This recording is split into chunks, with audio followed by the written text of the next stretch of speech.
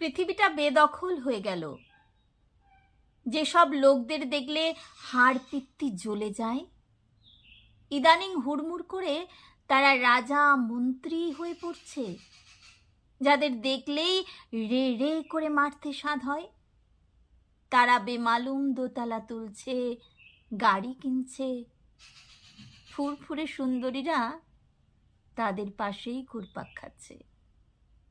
যাদের কথা ভাবলে বা যাদের সাথে দেখা হলে মন ভালো হয়ে যায়, তাদের সংখ্যা বড় কমে আসছে। বাংলার মাস্টার মশাই স্কুলে, যিনি আমাদের সিলেবাসের বাইরে গিয়ে শেখাতে চেষ্টা করেছিলেন পৃথিবীর দুটো মাত্র জাতির কথা, এক জাতি টুপি পরে, অন্য জাতি টুপি পরায়, সেই মাস্টার মশাই এখনো বৃদ্ধ বয়সে ছাত্র পড়িয়েই চালাচ্ছেন। তার ইঞ্জিনিয়ার ছেলের বাড়িতে তার ঠাঁই হয়নি।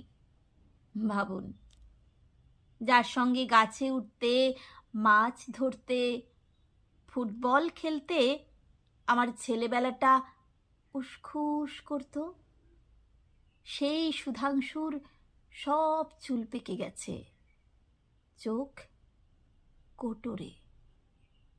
ডান পিঠে সুধাংশু মাথা নিচু করে ঘোরে জুট মিলের দরজায় দরজায়, বদলির কাজের আশায়।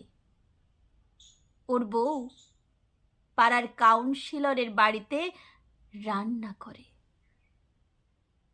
পাড়ার ভ্যাবলা স্কুলে যে বারবার ফেল করত আর বাপের পকেট মেরে লুকিয়ে সিনেমা দেখত, সেই ভ্যাবলা মানে বিজন অধুনা কন্ডাক্টারিতে পয়সা করেছে প্রচুর।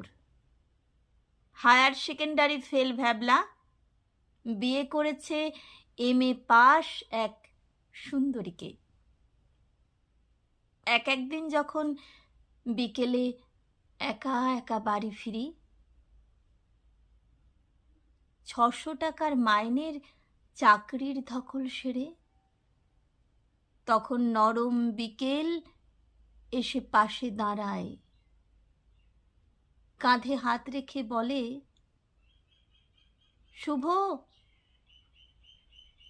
পৃথিবীটা বেদখল হয়ে গেল গো অদ্ভুত সব লোকজনেদের হাতে।